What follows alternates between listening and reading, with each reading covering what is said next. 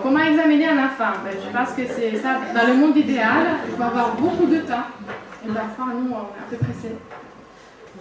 Il faut avoir un espace adapté. Alors, à l'hôpital, vous savez, hein, vous avez vu nos box, c'est pas génial. Après, on essaie d'avoir des petits jouets, on a des tableaux, et on regarde les couleurs. Mais déjà, les hôpitaux pédiatriques, c'est vrai que c'est... Docteur Linda Rossi, bonjour. Vous venez Bonjour. du CHU de Bicêtre. Je vais vous laisser vous présenter un petit peu plus. Très bien. Bonjour, donc Linda Rossi, je suis rhumatologue pédiatre à l'hôpital Bicêtre. Donc je suis dans le centre de référence des maladies auto-inflammatoires où on voit beaucoup de pathologies, mais l'arthrite juvénile c'est la pathologie la plus fréquente. Et je suis aussi médecin coordinateur du réseau RESRIP pour rhumatisme inflammatoire pédiatrique en Île-de-France. Donc vous venez d'animer une conférence sur la prise en charge de l'arthrite juvénile chez les tout-petits. Justement, comment se manifeste l'arthrite chez les tout-petits?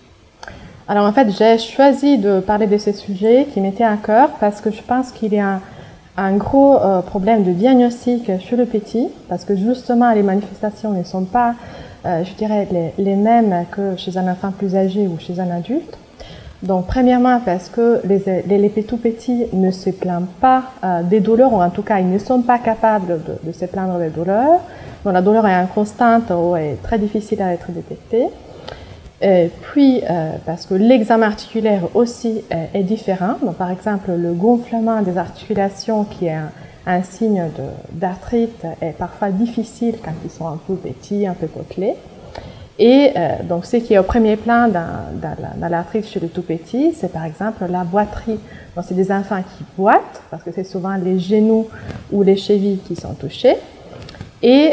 Ou qui évitent, par exemple, d'utiliser un membre, un poignet, un coude, parce qu'ils ont mal. Donc, il y a une éviction de la douleur. Donc, il faut savoir bien reconnaître les signes de cette maladie chez les petits et savoir les observer dans leur milieu aussi quotidien. Alors enfin, dans la deuxième partie de votre exposé, vous avez expliqué qu'il existe des traitements, mais la prise en charge semble quand même assez difficile aujourd'hui. Oui, en effet, les difficultés qu'on rencontre chez les petits, c'est l'adaptation des formulations de traitement.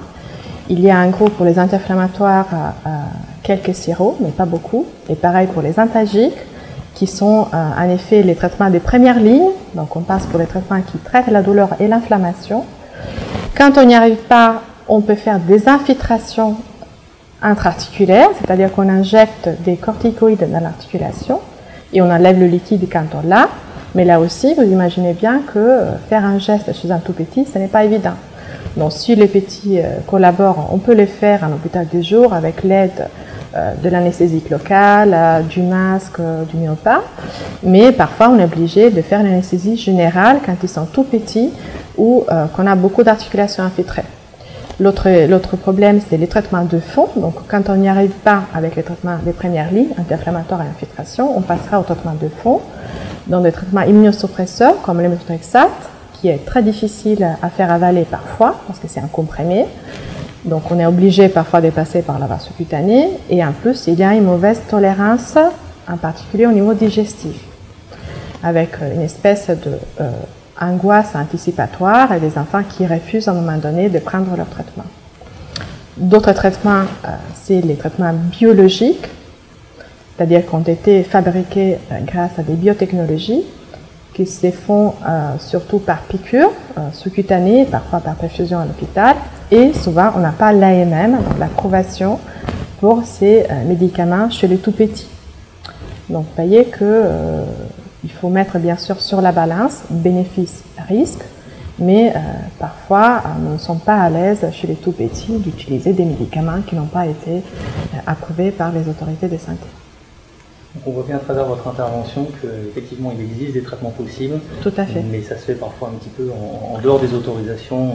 Tout à fait. Et je pense que c'est important que le traitement soit instauré dans un centre de référence ou des compétences, parce qu'il faut avoir vraiment de l'expérience pour ce type de maladie. Ça peut en aucun cas se faire en ville facilement. Non, pas du tout. D'ailleurs, même sur les plans administratifs, c'est des ordonnances d'exception, souvent pour le traitement biologique, donc ça doit être fait à l'hôpital. Point très important. Docteur Linda Rossi, merci beaucoup pour votre intervention. Merci à vous.